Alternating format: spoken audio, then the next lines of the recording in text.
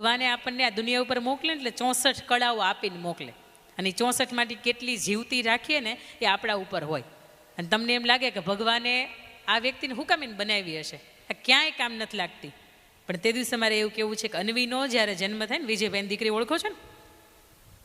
હા, વિજયભાઈની દીકરી અન્વી જ્યારે જન્મ થાય અને ડૉક્ટર એવું કે મનોદિવ્યાંગ બાળકનો જન્મ થયો છે. દીકરી આવવાનો બહુ હર્ષ હતો, બહુ આનંદ હતો, છતાં પણ ભગવાને જે ઈચ્છું એ થયું.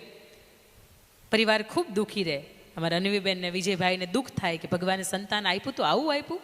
અને તે દિવસે એક સાધુ મહારાજ એવું કહે છે કે આવું દિવ્ય સંતાન એના જ ઘરે હોય કે જેને સાચવવાની પૂરેપૂરી ક્ષમતા હોય. અને તે દિવસથી હસતા મુક્તિ એ દીકરીને સ્વીકારી લે છે. દીકરીનામાં કંઈક વધારો થાય, એનું મૂલ્ય વધે, અને કદાચ ભવિષ્યમાં પરિવાર ન રહે તો દીકરી જ્યાં સુધી પણ આ દુનિયા ઉપર રહે તો પોતે આત્મનિર્ભર અને પોતાની જાતથી ઓળખાય એ માટેનો પ્રયત્ન કરવા માટે ખૂબ કરે. એમને સંગીત શીખવે, એમને હાર્મોનિયમ શીખવે, એમને સ્પીચ થેરાપી શીખવે, પણ એ દીકરી બધામાં પાછી પડે. કારણ કે ભગવાને આવું બાળક હોય ને એની અંદર એકાદી કળા આપી હોય, અને એ કળા ઉપર જો તમે એને ઓળખીને કામ કરો ને તો પૂરેપૂરું એ બાળક આગળ સુધી જઈ શકે. બન્યું એવું કે એક વખત એણે જાતે નાનકડા એવો કોઈ યોગા કર્યો, અને પપ્પાને મમ્મીને વિચાર આવ્યો કે આ યોગાની અંદર મૂકી હોય તો કેવું રહે. ભલે ને કાંઈ ફાયદો ન થાય કાંઈ નહીં, પણ શારીરિક રીતે એના જે અવયવો છે એ તો સરસ રીતે કામ કરે, યોગા કરે એટલે. ને યોગા સેન્ટરમાં મૂકે, અને પછી ધીરે ધીરે કરતાં એટલી બધી પારંગત થઈ જાય. રબર ગર્લ ઓફ સુરત તરીકે ઓળખાતી આ દીકરી છે.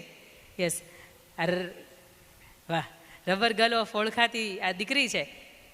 એ એટલા સરસ યોગા કરે કે 3 મિનિટની કોમ્પિટિશન હોય, અને તમારું મારું સામાન્ય બાળક હોય એમને 3 મિનિટની અંદર 15 યોગા કરવાના હોય. ત્યારે આપણી અન્વી 17 થી 18 યોગા કરે છે, અને ત્યારે પોતાની જાતને શ્રેષ્ઠ સાબિત કરે છે કે હું કંઈક શ્રેષ્ઠ છું. દીકરી 14-15 વર્ષની હતી ને, 12-14 વર્ષની, ત્યારે પણ એને ડાયપર પહેરાવીને બહાર લઈ જવી પડતી હતી. એને તમે એને ટ્રોફી આપો કે મોદી સાહેબ ટ્રોફી આપે, એમના માટે બધું સરખું હતું. પોતાની જાતને સાબિત કરવા માટે, પોતાની જાતની અંદર શું સારું છે, justify what's good in you, શું સારું છે એનો પરિચય કરાવવા માટે દીકરી એટલું બધું ભણવાની અંદર, આજે નોર્મલ શાળાની અંદર ભણે છે.